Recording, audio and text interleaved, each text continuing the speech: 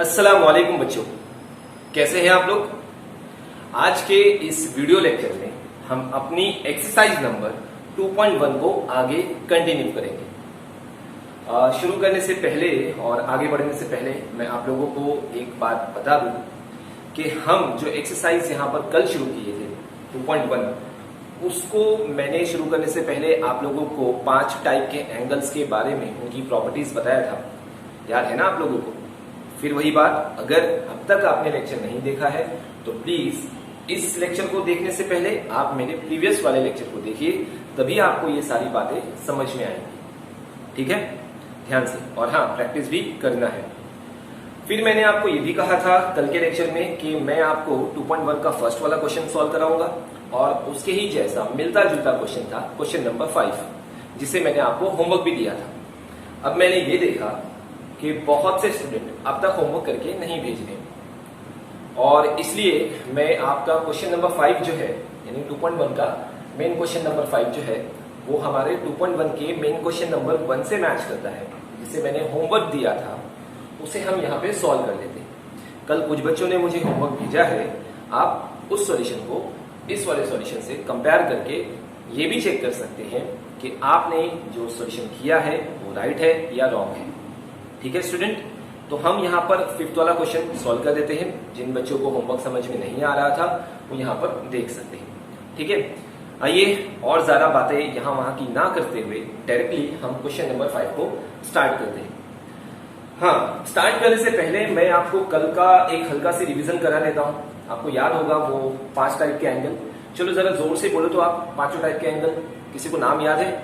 सबसे पहला angle corresponding angle, दूसरा एंगल अल्टरनेट एंगल, तीसरा एंगल इंटीरियर एंगल, उसके बाद लीनियर पेयर एंगल, उसके बाद वर्टिकली अपोजिट एंगल। तो ये 5 टाइप के जो एंगल्स या उनके पेयर्स जो हमने ऐसे वाले डायग्राम में ऑब्जर्व किए थे वो कल मैंने आपको बताया था।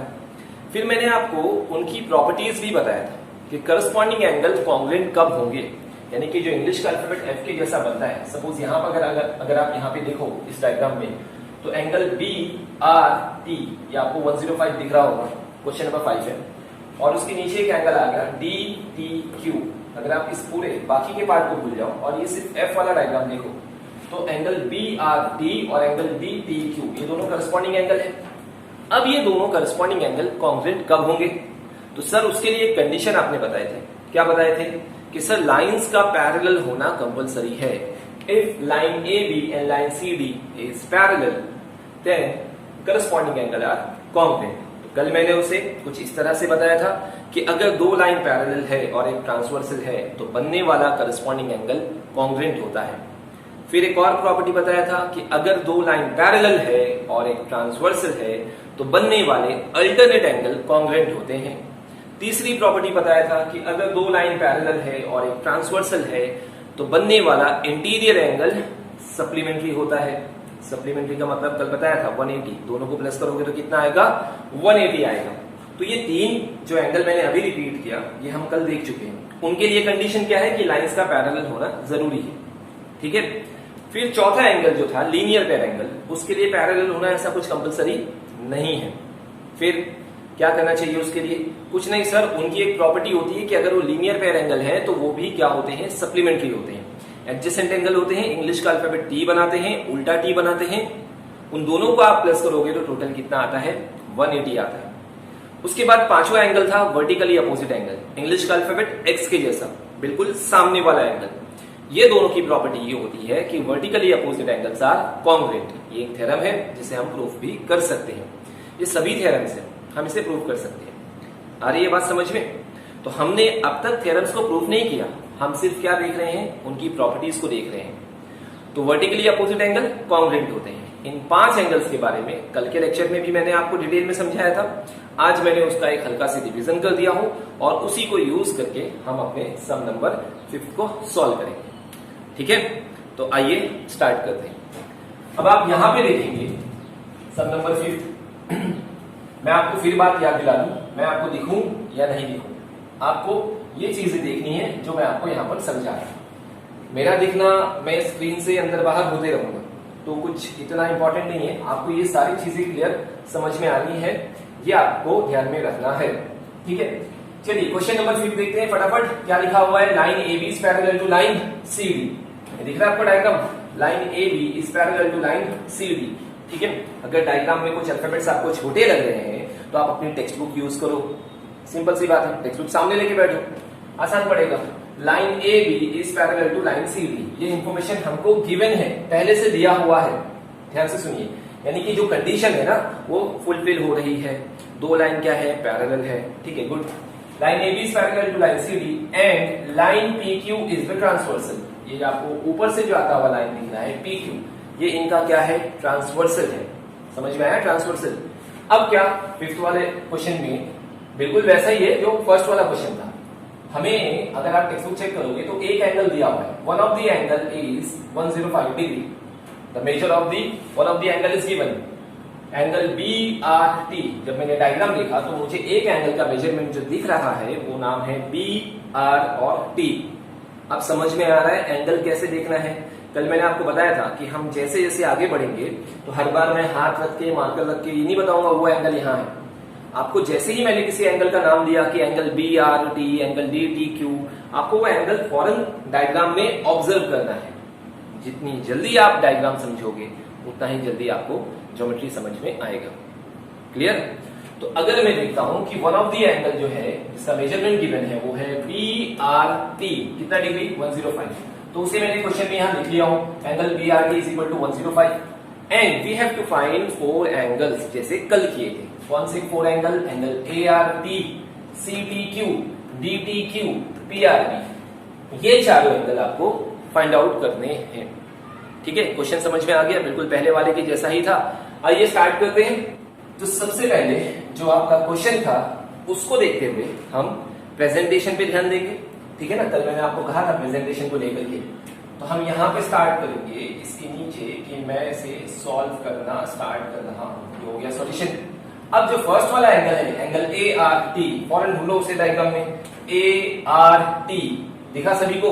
ये रहा ए आर टी। एंगल कहां बना? ये वाला एंगल है, मैं आपको इसको मार्किंग करके दिखाता हूं। ये एंगल बना जस्ट बाजू में, ए आर टी दिखा। अब आपको ये कैसे फाइंड होगा, कौन सा एंगल की प्रॉपर्टी यहां पे यूज करेंगे और उसका मेजरमेंट कैसे निकालेंगे, आप डायग्राम को देख करके समझ सकते हो। कौन सा एंगल की बात हो रही है? ए आर टी दिखा ये।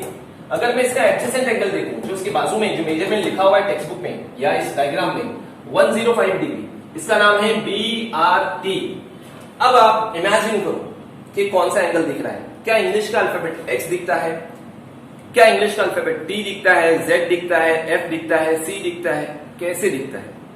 तो अगर मैं गौर से देखूं तो मुझे वो कुछ इस तरह से लाइन बनाते हुए दिखता है। ये वाला डायग्राम आपको दिख रहा है यहाँ पर। इस डायग्राम को आप देखोगे तो यहाँ लिखा हुआ है ए, उसके बाद यहाँ आर, नीचे की तरफ है टी और यहाँ पर है बी। तो मैं ये देख रहा हूं कि बी आर टी का तो मेजरमेंट 105 पहले से गिवन है और आपका ए आर टी ये आपको क्या करना है? फाइंड करना है। कैसा दिख रहा है ये? अच्छा दिख रहा है। हाँ, अच्छा दिख रहा है, पता है, लेकिन किस अल्फाबेट की जैसा दिख रहा है? तो अल्फाबेट टी, इंग्लिश का अल्फाबेट टी, और टी वाले अल्फाबेट को मैंने लॉजिकल तरीके से कैसे बताया हूं आपको? याद करो। तो टी वाला जो आपका अल्फाबेट होता है उसका नाम था, यस, लीनियर पेयर एंगल, है ना। स्ट्रेट लाइन पे दो एंगल बनेंगे, दोनों आजू बाजू में होंगे। इनकी प्रॉपर्टी याद है आप लोगों को? हाँ, दे आर सप्लीमेंट्री, मतलब इन दोनों को प्लस करके कितना आएगा? 180 आएगा। तो उसमें से एक एंगल तो है मेरे पास, समझ में आ रहा है ना। एक एंगल का मेजरमेंट है 105, दूसरा वाला आपको फाइंड हो जाएगा। अब जैसे एग्जांपल में मेरे पास दो स्टूडेंट है, एक नवाज है और एक सलमान है। ठीक है, इन दोनों को मैं अगर प्लस करूं तो इनके पास टोटल अमाउंट ऑफ रुपीज जो निकलता है वो 180 होता है। मान लेते हैं दोनों बच्चों के पैसों को प्लस करके आंसर कितना आया? 180, 180 रुपया, जिसमें से नवाज के पास 105 है, नवाजुद्दीन के पास कितना है? 105, 105 रुपया है। अब उसके बाद यहां वाला जो सलमान है उसके पास कितना बचेगा? तो 180 में से 180 में से 105 तो नवाजुद्दीन लेके चले गया, जो बचा 75 तो सलमान का होगा। तो आसान है ना, ये प्लस माइनस वाला खेल है, कुछ नहीं। आइए देखते हैं फटाफट प्रेजेंटेशन, लीनियर पेयर से इसको सॉल्व करेंगे। ठीक है, सबसे पहले लीनियर पेयर के लिए पैरेलल होना कंपलसरी है क्या? नहीं ना, तो फिर डायरेक्ट लिखेंगे क्या? मेजर एंगल, कौन सा एंगल? ए आर टी, जो हमको फाइंड करना है, साथ में प्लस, कौन सा एंगल प्लस करेंगे? Major angle B R T. तो angle B R T total कितना आ रहा है? 180 डिग्री। ठीक है, यहाँ पे आप डायग्राम में देख सकते हो। इसी डायग्राम को यहाँ पे मैंने जूम करके दिखाया है, जैसा मैंने आपको कल कहा था कि अगर आपको क्वेश्चन को समझना है तो डायग्राम के पर्टिकुलर पार्ट को अपने ब्रेन में जूम करो, बड़ा करके देखो कि हाँ ये वो पार्ट है जिसे मुझे ऑब्जर्व करना है। समझा? तो यहां जब हम उसे देखते हैं तो टी जैसा लगता है, और टी वाले एंगल का नाम होता है क्या? Linear pair angles. समझ में आया स्टूडेंट? ये आपको आगे आपने जो भी यूज किया है, जिस किसी भी एंगल्स की प्रॉपर्टी को या थ्योरम्स को यूज किया है, वो आपको यहाँ पे लिखना पड़ेगा। विदाउट रीजन ज्योमेट्री में मार्क्स नहीं मिलते। ठीक है, मार्क्स कट हो जाएंगे आपके। तो आपने क्या यूज किया है ब्रेन के अंदर? लीनियर पेयर का मेथड यूज किया है, तो लीनियर पेयर एंगल आप आगे ब्रैकेट में मेंशन कर दो, सिंपल है। अब आगे बढ़ते हैं, जो एंगल फाइंड करना है उसका नाम है ए आर टी, प्लस अपनी जगह पे एज इट इज जो फाइंड करना है वो भी सेम कॉपी होगा। एंगल बी आर टी अगर मैं देखूं तो 105 है, क्वेश्चन में भी डायग्राम में बना हुआ है बी आर टी 105, यहाँ पे आपको दिख रहा होगा। तो इसकी वैल्यू पुट करूंगा कितना? 105 इक्वल टू के नीचे इक्वल टू लिखोगे 180 यहाँ पर पहले से प्रेजेंट है। अब फिर वही बात, जो चाहिए उसको अकेला करना होगा, जिसको फाइंड करना है उसको अकेला करना होता है। अकेला कब होगा? जब इसके साथ वाला ये नंबर यहाँ आके क्या हो जाएगा? माइनस हो जाएगा। क्यों माइनस? क्योंकि ये प्लस में है, तो वहां शिफ्ट होगा तो माइनस ही होगा ना, इतना तो आता होगा।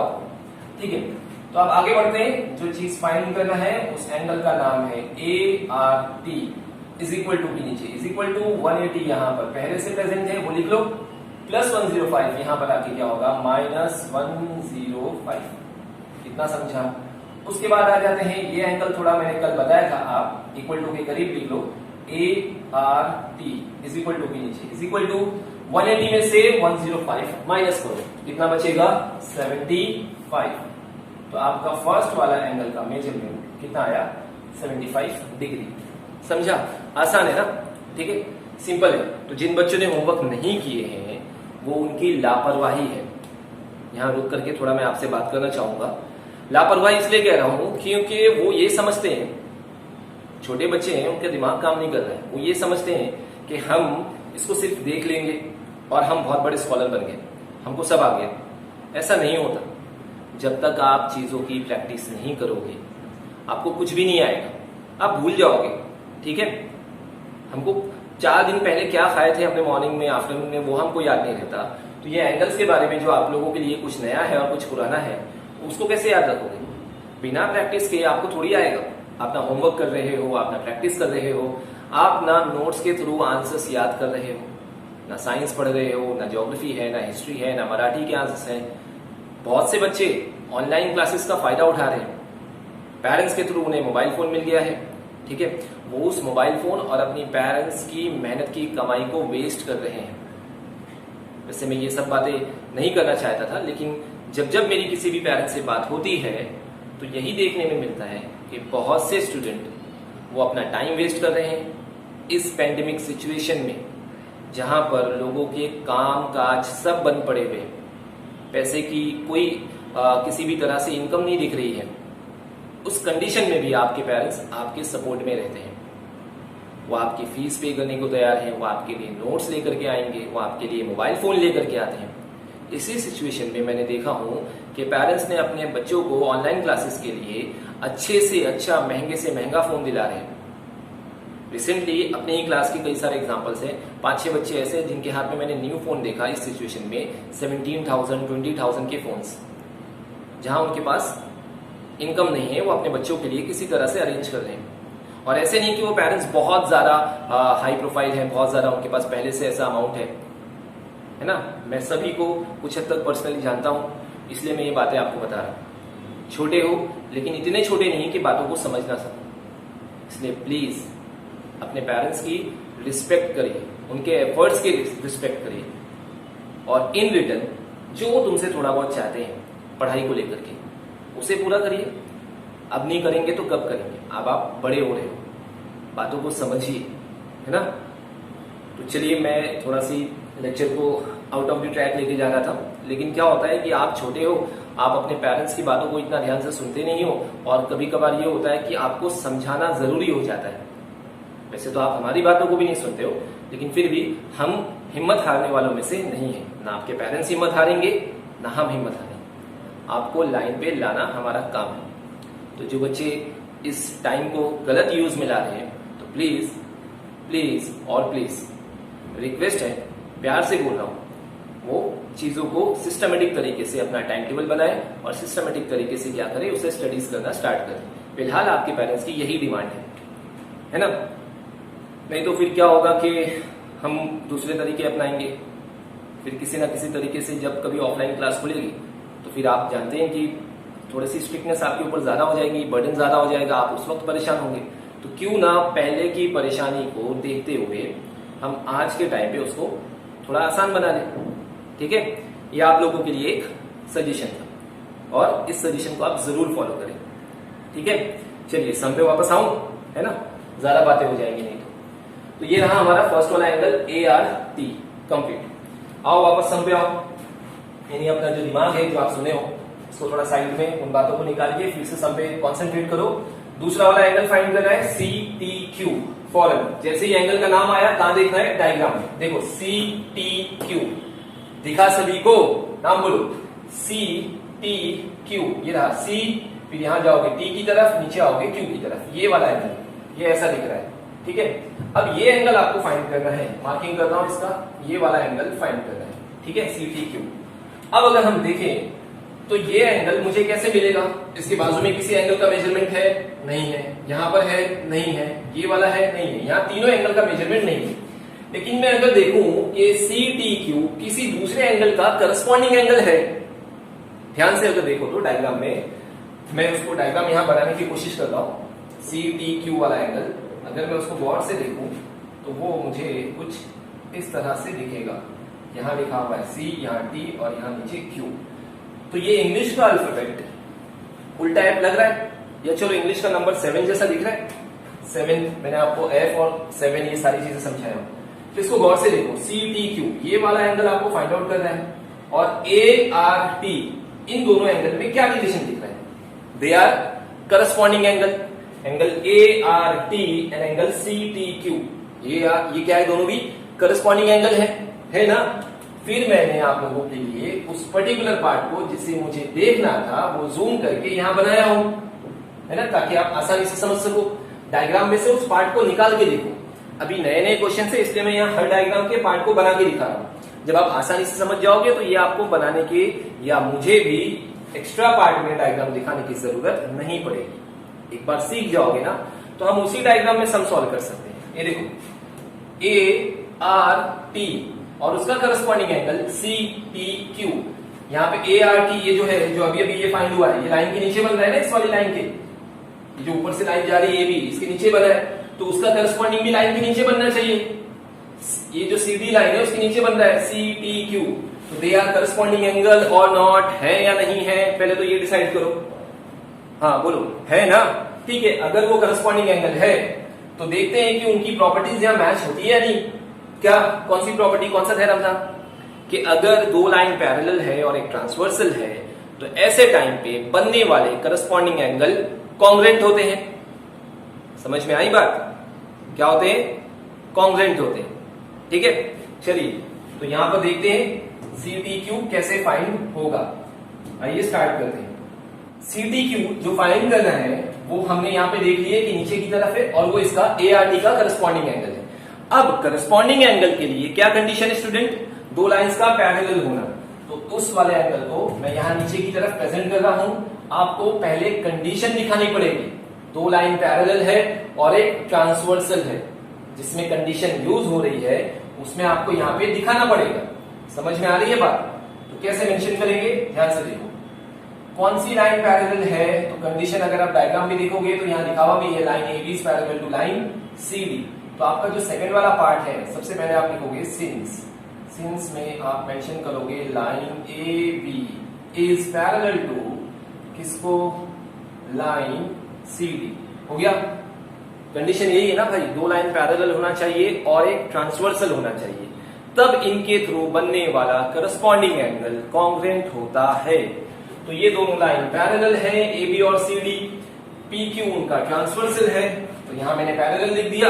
अब ट्रांसवर्सल लिखता हूं तो नीचे की तरफ लिख रहा हूं P Q is their transversal, ठीक है।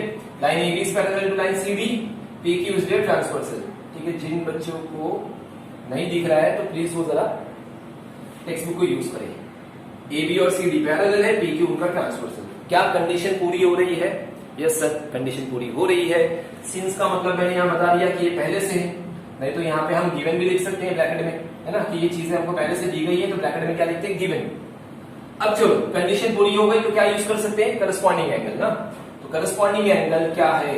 एंगल ए आर टी और एंगल सी टी क्यू। अब हमने करस्पॉन्डिंग एंगल के बारे में सोचे थे ना, करस्पॉन्डिंग एंगल के बारे में। वहां पे जो डायग्राम बना हुआ था उसमें मैंने आपको 7 की जैसा दिखाया था कि जो करस्पॉन्डिंग एंगल है, तो बताओ करस्पॉन्डिंग एंगल क्या होते हैं?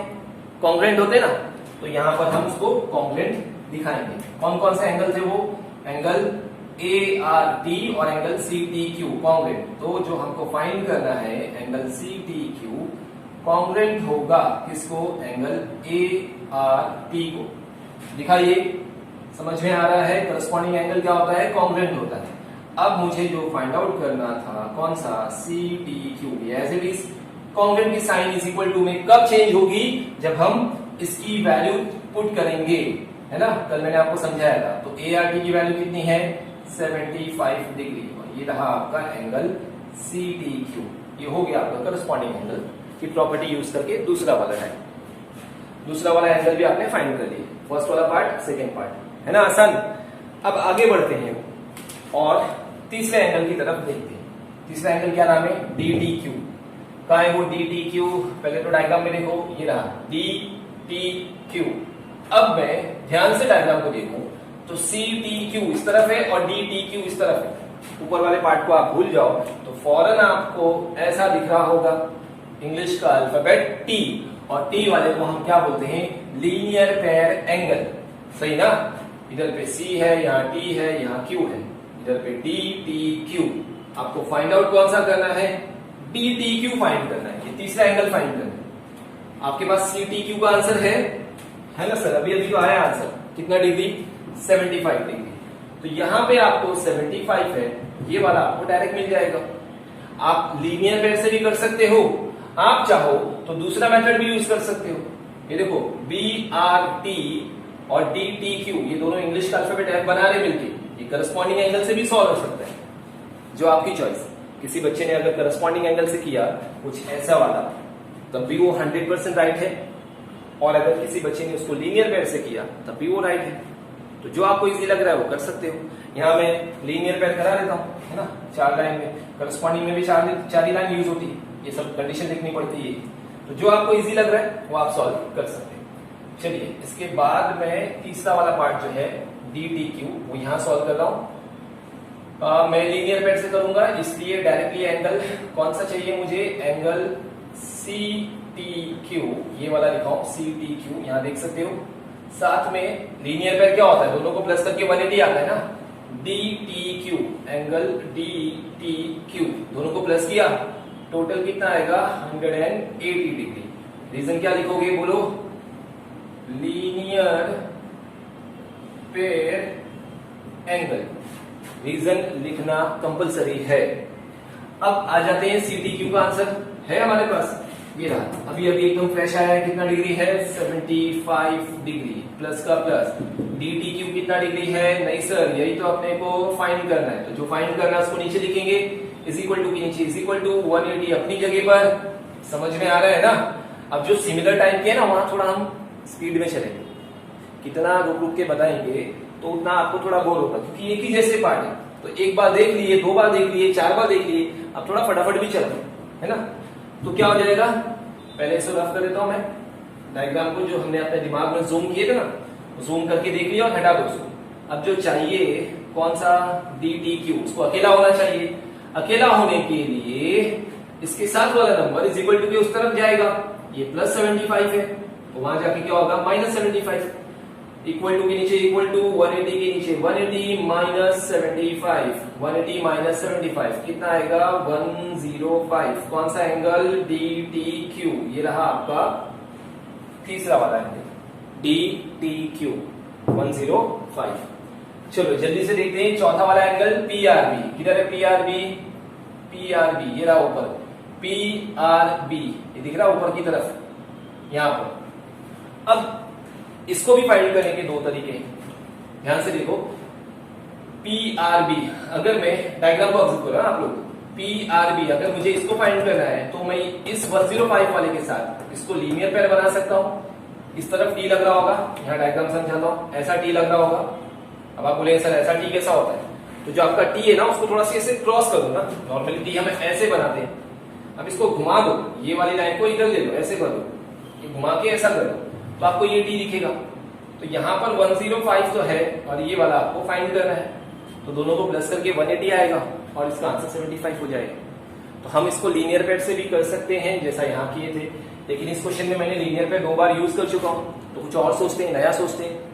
नया मैं ये देखता हूं कि PRB जो फाइंड करना है वो वर्टिकल अपोजिट एंगल भी है, किसका ART का। तो क्या मेरे पास ART है कितना डिग्री 75। अगर ART 75 है तो उसका वर्टिकली अपोजिट एंगल PRB कितना डिग्री होगा 75। क्यों होगा, क्योंकि सर थ्योरम है, प्रॉपर्टी है, vertically opposite angles are congruent. जो वर्टिकल अपोजिट एंगल होते हैं वो कॉन्ग्रुएंट होते हैं, उनको आपको मानना है, ये थ्योरम है, ये प्रूफ हो चुका है, तो हम उसको एक्सेप्ट कर लेंगे। कौन सा PRB और ART ये दोनों वर्टिकल है। चलो उसका डायग्राम देखते हैं, है ना। मैं बोला था ना आपको कि जब भी आप किसी चीज को सॉल्व करो तो पहले उसका डायग्राम अपने दिमाग में बनाओ जूम करके। यहां दिख रहा है आपको, कुछ ऐसा दिखेगा। तो आपको जो फाइंड करना है वो ये वाला है, ठीक है, इस तरफ का। और यहां पर जो A R और T है ये पहले से दिया हुआ, यहां फाइंड हो चुका है 75 ये। तो इसका वर्टिकल ऐसा इस तरह देखोगे क्रॉस में, एक्स के ऐसा लग रहा था, तो ये आपका वर्टिकल अपोजिट एंगल से चौथा एंगल आ जाएगा। चलिए सॉल्व करते हैं। अब फोर्थ एंगल को सॉल्व करेंगे यहीं पर इसके नीचे। ये डायग्राम जो आपने जूम किए थे इसको अपने दिमाग से हटाओ और सॉल्यूशन पे आओ। कौन सा एंगल, चलो नाम बोलो, कौन सा फाइंड करना है आपको PRB। तो एंगल PRB कॉन्ग्रुएंट होगा किसको, जो इसका वर्टिकल अपोजिट होगा। अब PRB का वर्टिकल अपोजिट कौन है ART। ब्रैकेट में क्या मेंशन करोगे, बोलो वर्टिकली अपोजिट एंगल, पूरा में लिखोगे तो बहुत अच्छी बात है, वर्टिकली अपोजिट एंगल। अब जो चाहिए वो तो एज इट इज होना चाहिए।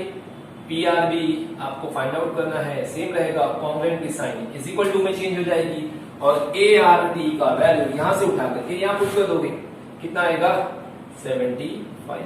और ये रहा आपका फोर्थ वाला एंगल। चारों एंगल कंप्लीट। तो उम्मीद करूं कि आपको क्वेश्चन नंबर 5 समझ में आ गया होगा। बिल्कुल वैसा ही था जैसा हमारा फर्स्ट वाला था, कुछ भी इसमें नया नहीं है। जो एंगल आप आसानी से देख सकते हो उसके हिसाब से उसको सॉल्व कर लो, ठीक है। चलिए आते हैं कुछ अपने सेकंड क्वेश्चन की तरफ, ये आप लोग लिख लो, फिर सेकंड क्वेश्चन। आइए बढ़ते हैं क्वेश्चन नंबर 2 की तरफ। अब मैंने आपको ये डायग्राम जो आप यहां देख रहे हो ना, मैंने आपको इस डायग्राम को यहां पे ड्रॉ कर दिया आपके लिए। ये डायग्राम क्वेश्चन नंबर 2 का डायग्राम है और क्वेश्चन जो है वो मैं इसी डायग्राम में आपको बता देता हूं कि क्या क्वेश्चन दिया हुआ है और क्या आपको फाइंड करना है, ठीक है। फिर वही बात, मैंने यहां पे क्वेश्चन लिखा नहीं हूं इस बार। आप क्वेश्चन क्या करेंगे, टेक्स्ट बुक से ऑब्जर्व करेंगे। जिन बच्चों के पास टेक्स्ट बुक नहीं है, नोट्स है, तो नोट्स में भी क्वेश्चन प्रिंटेड है, उसमें से भी देख सकते हैं। अब तक जिन बच्चों के पास ना तो टेक्स्ट बुक है ना तो नोट्स है, तो उनके लिए मैं इस क्वेश्चन को यहां इस डायग्राम में बताऊंगा कि क्या दिया हुआ है और क्या फाइंड आउट करना है। तो प्लीज सारे बच्चे ध्यान से सुनो, ठीक है। हम 2.1 के सेकंड क्वेश्चन को सॉल्व कर रहे हैं, पहली बात। दूसरी बात, उस सेकंड क्वेश्चन में क्या इंफॉर्मेशन दिया हुआ है तो आइए देखते हैं, और क्या फाइंड आउट करना है उसे भी देखते हैं। तो ये रहा आपका डायग्राम। अगर आप डायग्राम को गौर से देखोगे या अपने क्वेश्चन को देखोगे तो उसमें इंफॉर्मेशन है लाइन P, ये जो ऊपर की तरफ से जो लाइन आ रही है line P, is parallel to line Q, line P और लाइन क्यू, ये ऊपर वाले दोनों लाइन पैरेलल है। अब तक के मैंने जो भी डायग्राम बनाया था उसमें दो हॉरिजॉन्टल लाइन पैरेलल थी, जैसे ऊपर की तरफ से आ रही है वर्टिकल लाइंस, कुछ फर्क नहीं पड़ता चाहे वो हॉरिजॉन्टल हो या वर्टिकल हो, जो हमारी प्रॉपर्टीज है वो चेंज नहीं होंगी। तो आपको सिर्फ डायग्राम ध्यान से देखना है। तो क्वेश्चन क्या कहता है, line P is parallel to line Q, हो गया पहली इंफॉर्मेशन क्वेश्चन की। क्वेश्चन ध्यान से सुनेंगे, line L and line M are the transversal, इस बार दो ट्रांसवर्सल है, रहने दो, हमको जो जरूरत पड़ेगी हम उसका यूज करेंगे। जब किसी क्वेश्चन में हमारे को एल की जरूरत पड़ेगी हम एल को यूज कर लेंगे, लाइन एम की जरूरत पड़ेगी हम एम को यूज कर लेंगे। समझ में आ रहा है? अब तक आप सोच रहे हो कि सर एक ही ट्रांसवर्सल होता था, ऐसा नहीं है, एक भी हो सकता है, दो भी हो सकता है, दो से ज्यादा भी हो सकता है। तो इस वाले डायग्राम में फिर से क्वेश्चन को रिपीट कर रहा हूं, P is parallel to Q, ये पहली इंफॉर्मेशन है। Line L and line M are their transversal, ये दूसरी इंफॉर्मेशन है। और one of the sum of the angles are given, कुछ एंगल्स के मेजरमेंट गिवन है। अगर हम डायग्राम को देखें तो डायग्राम में मैं देख रहा हूं, पहली बात तो इस डायग्राम में ना एंगल्स के अल्फाबेटिकल नाम नहीं है, सिर्फ जहां पे डिग्री मेंशन किया जाता है वहां पर स्मॉल अल्फाबेट दिए हुए, ध्यान से, क्योंकि एंगल्स को हम हमेशा कैपिटल अल्फाबेट में लिखते हैं। यहां पर पूरे डायग्राम में कोई भी कैपिटल अल्फाबेट नहीं है। समझ में आया? तो ये वाला डायग्राम हमारे उस वाले डायग्राम से मैच करता है जिसमें मैंने आपको नंबर वाले से समझाया था, लिखा था ना angle number 1, angle number 2, angle number 3, angle number 4। तो डायरेक्टली हम लोग भी ऐसे मेंशन करेंगे, angle A, angle C, angle D, angle B, direct लेंगे। वो तीन अल्फाबेट में नाम नहीं लिखेंगे। समझ में आ रहा है? जैसा डायग्राम है वैसा हम सॉल्व करेंगे। ठीक है, तो आइए देखते हैं कि सर P और Q पैरेलल है, पहली इंफॉर्मेशन। लाइन L और लाइन M ये दोनों उनके ट्रांसवर्सल है, ये दूसरी इंफॉर्मेशन। उसके बाद कुछ एंगल का मेजरमेंट दिया हुआ है और आपको जो फाइंड आउट करना है वो ये चार एंगल है, angle A, angle B, angle C, angle D, चारों स्मॉल एंगल को आपको फाइंड आउट करना है। तो मैं यहाँ पे उससे मेंशन कर देता हूँ, एंगल A क्वेश्चन मार्क है, एंगल B क्वेश्चन मार्क है, एंगल C आपका क्वेश्चन मार्क है और एंगल D स्मॉल d भी फाइंड आउट करना है। तो ये चार एंगल आपको मालूम करना है कि इनका मेजरमेंट कितना है। बाकी की इंफॉर्मेशन, दो लाइन पैरेलल है P और Q, और लाइन L और M उनके क्या है, ट्रांसवर्सल। समझ में आया क्वेश्चन? एक और इंफॉर्मेशन है ये 110, जिसका नाम नहीं है, बस डायरेक्टली उसका डायग्राम में क्या लिखा हुआ है, क्वेश्चन में 110 उसकी डिग्री दी गई है, मेजरमेंट दिया गया है, तो हम डायरेक्टली उसको वैसे ही यूज करेंगे। ठीक है, आइए देखते हैं कि इसमें क्या नया है। कुछ नया आएगा तो बताऊंगा, सिमिलर रहेगा तो सॉल्व करते जाएंगे हम लोग। ठीक है, शुरू करें। क्वेश्चन समझ में आ गया? रिपीट करूं? ठीक है, चलो, बोलते हो तो कर देता हूं। क्या करने का था क्वेश्चन में, दो लाइन पैरेलल है, सॉरी डायग्राम इस तरफ है, दो लाइन पैरेलल है P और Q, ये दो लाइन पैरेलल है, पहली इंफॉर्मेशन। लाइन L और M ये दोनों ट्रांसवर्सल है, दूसरी इंफॉर्मेशन। फिर एक एंगल का मेजरमेंट दिया हुआ है 110, 110, जिसका नाम नहीं है, डायरेक्टली 110 है, ये तीसरी इंफॉर्मेशन। और आपको इन सारी इंफॉर्मेशन के बेस पे ये चार एंगल फाइंड करना है, angle A, angle B, angle C, angle D, चारों स्मॉल अल्फाबेट को आपको फाइंड आउट करके निकालना है। ठीक है, अब समझ में आया? आइए बढ़ते हैं प्रेजेंटेशन की तरफ, सॉल्यूशन की तरफ। तो यहाँ पर दिख रहा होगा आप लोगों को, सॉल्यूशन जब स्टार्ट करेंगे तो आप सबसे पहले ऐसे लिखोगे। और अब हमारा टारगेट है एंगल ए। क्या टारगेट है? एंगल ए से स्टार्ट करते हैं, सीरियल वाइज चलते हैं। ए को देखो, यहाँ पर दिख गया आपको डायग्राम पे, हाँ पूरा कॉन्सेंट्रेशन डायग्राम पे, ध्यान से, तो आसानी से समझ में आएगा, क्योंकि डायग्राम की हेल्प के बिना ये सॉल्व नहीं होने वाला। हाँ, तो एंगल ए दिख रहा है यहाँ पर, दिखा, ठीक है। अगर मैं एंगल ए को फाइंड करने की कोशिश करूं तो मुझे उसके जस्ट बाजू में, वर्ड क्या यूज किया, बाजू में, हमारी कॉमन लैंग्वेज में बोलते हैं ना बाजू वाला, तो बाजू वाला एंगल कितना है, 110, 110 डिग्री का। और ए और बाजू वाला 110 जो है, ये दोनों मिलकर के कैसा बना रहे हैं सर, लीनियर पेयर। ध्यान से देखो, यहाँ पर मैं जूम करके दिखा रहा हूं, इंग्लिश का अल्फाबेट टी, ऐसा क्रॉस में टी बन रहा है, यहाँ ए लिखा हुआ है और यहाँ 110 लिखा हुआ है। क्या ये इंग्लिश का अल्फाबेट टी जैसा लग रहा है? और टी वाले एंगल को हम क्या बोलते हैं, लीनियर पेयर एंगल। अब आपको लीनियर पेयर की प्रॉपर्टी भी पता होनी चाहिए, है ना? कितनी प्रॉपर्टी है, क्या प्रॉपर्टी है लीनियर पेयर की, कि सर दोनों एंगल को प्लस करोगे तो कितना आएगा, 180 डिग्री 180। चलो लीनियर पेयर की प्रॉपर्टी यूज करके ए वाला एंगल फाइंड हो जाएगा। आओ सॉल्व कर देते फिर। दिख गया ना जोन करके, यहां उसको प्रेजेंट करता हूं। डायरेक्टली लीनियर पेयर के लिए कोई कंडीशन जरूरी नहीं है, पैरेलल वगैरह लिखना जरूरी नहीं है, डायरेक्ट प्रेजेंट करोगे तो आप कुछ इस तरह से मेंशन करोगे, एंगल ए दिख रहा है, साथ में प्लस करोगे किसको 110। अब आप बोलोगे सर डायरेक्टली आपने नंबर लिख दिए, तो लिखना ही पड़ेगा, उसका कोई अल्फाबेट दिया नहीं है डायग्राम में, नहीं दिया है तो जो इन्फॉर्मेशन है उसके हिसाब से लेंगे हम, ठीक है। तो एंगल ए प्लस 110 कितना डिग्री, लीनियर पेयर का डिग्री होता है 180। आगे ब्रैकेट में क्या आएगा, जो आपने सोचा, क्या सोचा था, लीनियर पेयर एंगल, ये आपने सोचा था तो आपको लिखना पड़ेगा, समझा।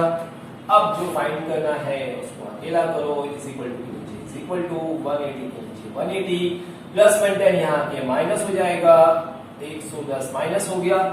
तो अगर मैं बोलूं कि 180 में से 110 माइनस हुआ तो आप बोलोगे सर 70 डिग्री, आपका ए हो गया फाइंड, समझा, ठीक है ना।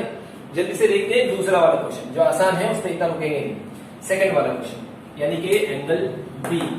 अब डायग्राम पे आओ, ये दिख रहा है बी वाला, दिखा बी वाला, ये आपका बी इस तरफ है यहां पर। अब मैं उस डायग्राम को जब गौर से देख रहा हूं तो उस पूरे बी के आसपास मुझे कोई भी एंगल नहीं दिख रहा, ना इधर दिख रहा है, ना यहां दिख रहा है, ना यहां दिख रहा है। और अगर मैं बी को करस्पॉन्डिंग से सॉल्व करने की कोशिश करूं तो यहां पर भी इसका जो करस्पॉन्डिंग एंगल यहां बनेगा, यहां पे ध्यान से देखो इधर, तो यहां पे भी मेजरमेंट नहीं है, समझ में आ रहा है, तो भी मुझे वो डायरेक्टली नहीं मिलेगा।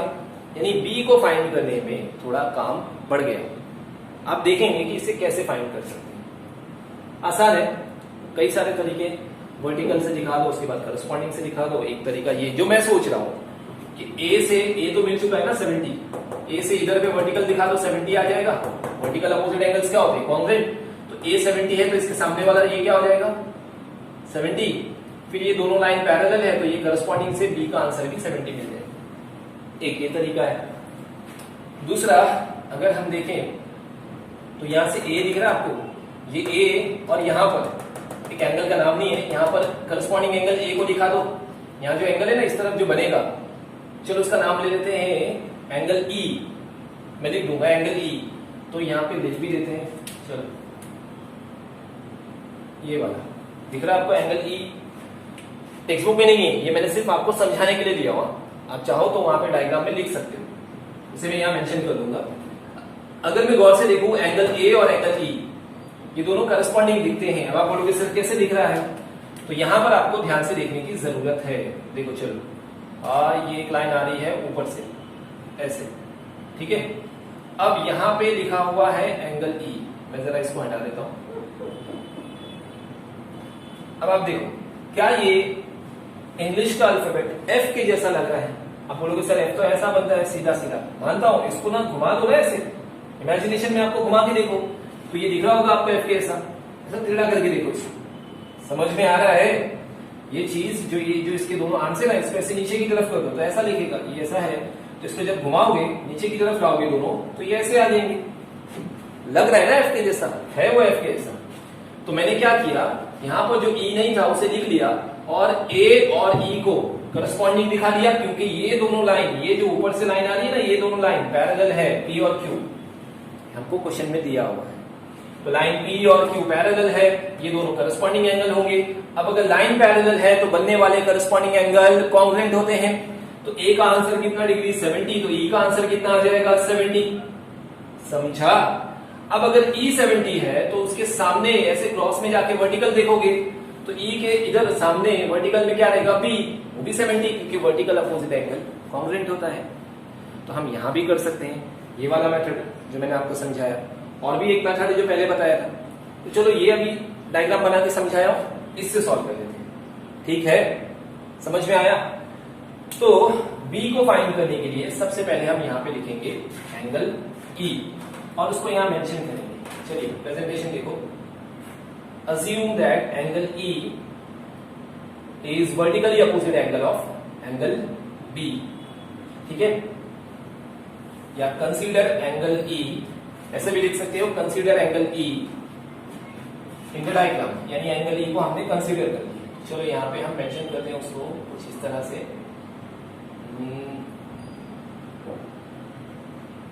कंसीडर एंगल ई इन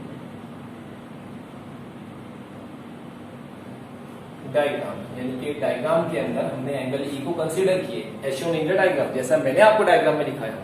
तो जब इस क्वेश्चन को आप पेपर में सॉल्व करोगे तब आपको डायग्राम बनाना ही है, क्योंकि बिना ई को लिए हुए आप बी फाइंड नहीं कर सकते। समझ में आ रहा है ना? इसलिए मैंने यहाँ पे लिखा, क्योंकि ई वाला जो एंगल का नाम था वो हमारे डायग्राम में पहले से नहीं था, इसे हमने लिया है तो उसे मेंशन करना पड़ेगा। Consider angle E in diagram, तो एंगल ई में पर्टिकुलर सिचुएशन पे, पर्टिकुलर प्लेसमेंट पे एंगल ई को हमने कंसीडर कर लिया। हो गया, ये लिख दिए consider angle E in diagram. अब मैं क्या लिखता हूँ, यहाँ बताया था ना, ये क्या था आपका ई जो मैंने लिखा हूँ, ए और ई कैसे दिख रहे हैं? Corresponding angle. करस्पॉन्डिंग की कंडीशन बोलो क्या होना चाहिए? लाइंस पैरेलल होना चाहिए। तो यहाँ क्या लिखोगे? बोलो चलो, लाइन पी पैरेलल है किसको? लाइन क्यू को। हो गया, लाइन पी और क्यू ये दोनों पैरेलल है। ट्रांसवर्सल कौन सा है? ये वाला कंसीडर करेंगे। दो ट्रांसवर्सल है, एक एल है और एक एम है, लेकिन हम कहा देख रहे हैं? इसकी वजह से बना है ना, इस ट्रांसवर्सल की वजह से दोनों करस्पॉन्डिंग हुए ना, तो इसको लेंगे। मैंने कहा था ना, जो हमको जरूरत पड़ेगी उसका ट्रांसवर्सल कंसीडर करेंगे। तो कौन सा लेंगे? एल वाला लेंगे। तो यहां क्या लिखेंगे? एल इज देयर ट्रांसवर्सल, ये ऐसा आपको लिखना पड़ेगा। हो गया, कंडीशन पूरी कर दी है हमने। Line P is parallel to line Q और एल उसका ट्रांसवर्सल, बाकी को भूल जाओ, खाली इतना देखो, ये दोनों पैरेलल है और ये ट्रांसवर्सल। आपको यहाँ वाला डायग्राम दिख रहा होगा, ऐसा वाला, ठीक है? ये आपका पी था, ये आपका क्यू है, और इसके बाद ये वाला जो लाइन है ये आपका एल है। तो आपको ये एफ के जैसा बंदा दिख रहा होगा। तो करस्पॉन्डिंग एंगल बन रहा है ना। अब आ जाते हैं corresponding angle. Angle E congruent होगा किसको? एंगल ए को। कैसे? रीजन बोलो, रीजन। करस्पॉन्डिंग एंगल लिखना जरूरी है भाई, यहां नहीं लिखोगे तो मार्क्स आपके कटेंगे। करस्पॉन्डिंग एंगल, इसको रफ कर देता हूं। करस्पॉन्डिंग एंगल हो गया लिख करके। अब कौन सा फाइंड करना था? कौन सा फाइंड करना है मुझे? तो अब तक तो स्टूडेंट मुझे जो मेन फाइंड करना है वो बी है, लेकिन आप सब जानते हो अगर आपको बी फाइंड करना तो ई मिलना चाहिए।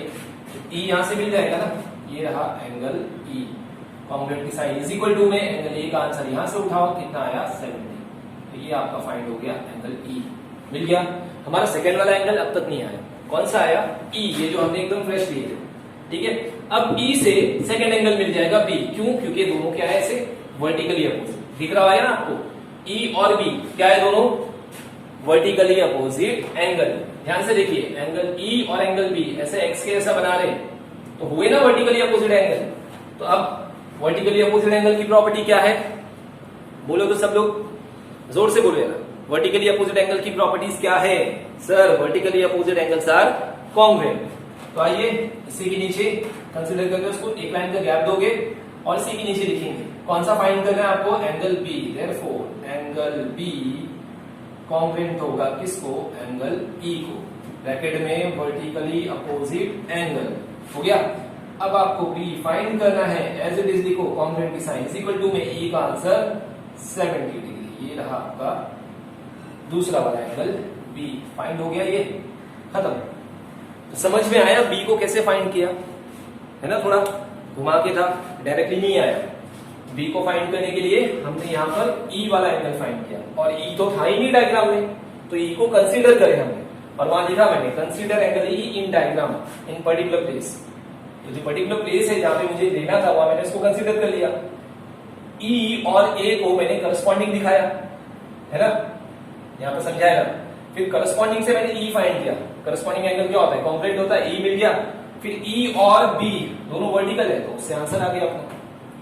और भी कई तरीके हैं, आप करस्पॉन्डिंग की जगह इंटीग्रल कर सकते थे, ऊपर कर करस्पॉन्डिंग कर सकते थे। 3-4 मेथड है, मैंने एक ही मेथड बताया, और बाकी के 2-3 और बताऊंगा तो आप कंफ्यूज होगे, इसलिए एक ही देखो, ठीक है। आपके दिमाग में अगर कुछ आता है तो आप उससे भी सॉल्व कर सकते हो, ठीक है। और मुझे चेक करा देना, मैं देख लूंगा उसको। चलिए तीसरा एंगल कौन सा है, सी। अब सी को कैसे फाइंड करेंगे? अगर मैं सी को देखूं तो इस डायग्राम में सी को फाइंड करने के लिए मैं यहां पर अगर आप देखोगे तो आपके डायग्राम में 115 लिखा हुआ था। थोड़ी देर पहले ये 115 मैंने नहीं लिखा था, क्वेश्चन में डायग्राम में प्रेजेंट है, तो इसे मैंने यहां पर लिख दिया 115। अब सी को फाइंड करने के लिए हम किसकी हेल्प लेंगे? तो मैं ये देखता हूं कि ये जो सी है ये इस 115 का क्या है, करस्पॉन्डिंग। कैसे? तो मैं इसे फिर यहां समझाता हूं, आपको फिर से देखना पड़ेगा जूम करके, ठीक है स्टूडेंट। मैं आपको ये बता दूं कि 115 आपके डायग्राम में पहले से, जैसे ये 110 था ना, वैसे 115 है। थोड़ी देर पहले तक वो वहां पे लिखा हुआ नहीं था, मैं खुद उसे लिखना भूल गया था। फिर मैंने जब क्वेश्चन देखा तो याद आया कि वहां पर क्या है, 115। तो इस 115 को आप कैसे करस्पॉन्डिंग दिखाओगे? यहाँ देखो डायग्राम में ये दो लाइन वो है जो दोनों पैरेलल है, P और Q। इस बार ट्रांसवर्सल कौन सा लिया? M वाला लिया, दिख रहा है। C यहां पर बन रहा है और 115 यहां बन रहा है। अब अगर हम गौर से देखें तो अगर मैं इसको रफ कर दूं, नीचे वाले लाइंस को, ठीक है, और इसको थोड़ा छोटा कर दूं, इसको भी हटा, तो क्या ये इंग्लिश का अल्फाबेट F या उल्टा F या 7 के जैसा दिख रहा है? 7 के ऐसा दिखा? कुछ दिखा ना? और अगर ये दो लाइन पैरेलल है, ये उसका ट्रांसवर्सल हो गया, तो बनने वाले करस्पॉन्डिंग एंगल क्या होते हैं? कॉन्ग्रुएंट होते हैं। दिख रहा है ना करस्पॉन्डिंग? डायरेक्टली आंसर आ जाएगा करस्पॉन्डिंग से। अब आप बोलोगे सर कंडीशन लाइन पैरेलल होना तो है ना, ये दो लाइन P और Q पैरेलल है, ये उसका ट्रांसवर्सल हो गया। तो अगर दो लाइन पैरेलल और एक करस्पॉन्डिंग, दो लाइन पैरेलल और एक ट्रांसवर्सल है, तो करस्पॉन्डिंग एंगल क्या होता है? कॉन्ग्रुएंट होता है। तो एंगल C और 115 दोनों कॉन्ग्रुएंट होगा।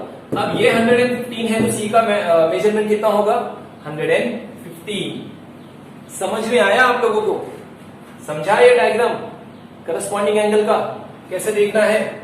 उस पर्टिकुलर पार्ट को जूम करके देखना है आपको। मैंने हर एक डायग्राम को आपके लिए अलग से बना के जूम करके दिखाया हूं। अब वो आप किस कॉन्सेंट्रेशन के साथ उसको ऑब्जर्व करते हो, आप पे डिपेंड करता है, ठीक है। आप बार बार देखो, समझ में आ जाएगा, कुछ भी इतना मुश्किल नहीं है। तो चलिए तीसरे एंगल की तरफ बढ़ते हैं। यहाँ पर ये दोनों करस्पॉन्डिंग एंगल, तो यहाँ करस्पॉन्डिंग एंगल में काम करता हूँ, यहाँ पे सॉल्व करता हूँ, इसके नीचे, ठीक है, दिख जाएगा आपको। आप देख लो कैसे बना हुआ है, क्योंकि इसको रफ करना है। यही पार्ट मैंने यहाँ पे लिखा है, इस डायग्राम का पर्टिकुलर पार्ट जूम करके लिखा है। ये दो लाइन पैरेलल और M वाला ट्रांसवर्सल, तो C और 115 करस्पॉन्डिंग दिख रहा है ना? बोलो हाँ। तो चलो अब इसको प्रेजेंट करते हैं। अब प्रेजेंटेशन के लिए जगह चाहिए, तो यहां सॉल्व करते हैं। यहां से इसको ऐसे लाइन बना देते हैं। तो करस्पॉन्डिंग एंगल के लिए कंडीशन क्या है? बोलो स्टूडेंट, लाइंस का पैरेलल होना। कौन कौन सी लाइन पैरेलल है? तो आप लिखोगे line P is parallel to line Q। Transversal कौन सा? M is their transversal. दो लाइन पैरेलल, एक ट्रांसवर्सल, तो क्या बनने वाला करस्पॉन्डिंग एंगल कॉन्ग्रुएंट होगा? हाँ सर होगा। तो कौन कौन सा एंगल है? एंगल C किसको कॉन्ग्रुएंट होगा? डायरेक्टली 115 को। अब मैं क्या ऐसा लिखूं एंगल C कॉन्ग्रुएंट टू 115? नहीं ना, डायरेक्ट वैल्यूज है, तो हम कॉन्ग्रुएंट का सिंबल यहां से इक्वल टू के ऊपर का हटा देंगे और डायरेक्ट ऐसे दिखाएंगे angle C is equal to कितना आया? 115। आगे रीजन देना है आपको, कौन सा था वो नाम? Corresponding angle. आप रीजन नहीं दोगे आपके मार्क्स कटेंगे। तो यहां पर देखो, यहां पर हमने कॉन्ग्रुएंट, एक्चुअल में उस एंगल का नाम ही नहीं है, डायरेक्ट उसकी वैल्यू से कंपेयर कर रहे हैं। वैल्यू से जब कंपेयर करोगे तो कॉन्ग्रुएंट की साइन नहीं आती, इक्वल टू की आती है। समझ में आया ना मैं क्या कह रहा हूं? कंडीशन थी दो लाइन पैरेलल और एक ट्रांसवर्सल, वो हमने बता दिए, और फिर C और 115 करस्पॉन्डिंग एंगल बन रहा है, डायरेक्ट उसकी वैल्यू पुट कर दिया, खत्म कहानी। समझा? और लास्ट वाला एंगल D की तरफ, फटाफट देखो, बहुत आसान है। ये रहा D और ये रहा बाजू में, फिर से बाजू में, बाजू मतलब गुड लीनियर पेयर। तो उसको देखो, आपको ऐसा दिख रहा होगा, यहां लिखा है D और यहां 115। इंग्लिश का अल्फाबेट T, उल्टा T। नॉर्मली हम T नीचे की तरफ बनाते हैं, इसको उल्टा करो, दिखा ना? लीनियर पेयर एंगल सॉल्व हो सकता है, D का आंसर आ सकता है। लीनियर पेयर की प्रॉपर्टी बोलो, क्या होता है लीनियर पेयर? सर दोनों को प्लस करके कितना आएगा 180। गुड, चलो यहाँ पे सॉल्व करते हैं और आज का लेक्चर यहीं पर फिनिश करते हैं। क्या नाम है उसका, डी वाला ना, तो एंगल डी प्लस 150 टोटल कितना होगा 180। आगे ब्रैकेट में रीजन बोलो कौन सा था, वो लीनियर पेयर एंगल, समझा। अब आपको जो डी फाइंड करना है एज इट इज और प्लस 115 वहां जाके क्या हो जाएगा माइनस 115 इज इक्वल टू के नीचे इज इक्वल टू 180 के नीचे 180 माइनस 115 आप लिखोगे, माइनस तो करो बच्चों, डी एज इट इज करीब में आ जाएगा। 180 में से 115 गया तो बचा कितना 65, पक्का ना, ठीक है। अगर माइनस करने में रॉन्ग हुआ रहेगा तो आप करेक्शन कर लेना। मुझे बड़े से बड़ा सम आता है, कभी प्लस माइनस में छोटी मोटी मिस्टेक होती है, तो ये 180 माइनस 115 65 सही है। तो डी का आंसर कितना आ गया 65। समझ में आया, आसान है ना। तो ये रहा आपका मेन क्वेश्चन नंबर 2, ठीक है। ऐसा ही मिलता जुलता है मेन क्वेश्चन नंबर 3 भी, लेकिन 3 और 4 तो मैं उसे नेक्स्ट लेक्चर में कराऊंगा, कल के लेक्चर में। और हो सकता है कि मैं 4th वाले क्वेश्चन को बाद में कराऊं, ठीक है। तो 3rd वाला जो क्वेश्चन बाकी है इसमें 1st हो गया है, 5th हो गया है, 2nd 1st 2nd 5th, 3rd और 4th बचा है। 3rd वाला क्वेश्चन हम नेक्स्ट लेक्चर में करेंगे। इसको आप कॉपी करिए, आपका होमवर्क है, फिर से सुनिए आपका होमवर्क क्या है। आपका होमवर्क है question number 1, question number 2, question number 5, फिर से। अब आप बोलोगे सर कल ही तो किए तो क्या हो गया, वापस करोगे तो कुछ नहीं हो जाएगा। क्वेश्चन नंबर 1 भी करो, 2 भी करो और 5 भी करो। जितनी प्रैक्टिस करोगे उतना आपका हाथ और दिमाग तेज चलेगा, ठीक है। तो इसी होमवर्क के साथ और इस सम के साथ मैं आज के इस लेक्चर को यहीं पे फिनिश कर रहा हूं। मिलते हैं कल के लेक्चर में अपने क्वेश्चन नंबर 3 के साथ। तब तक के लिए अस्सलाम।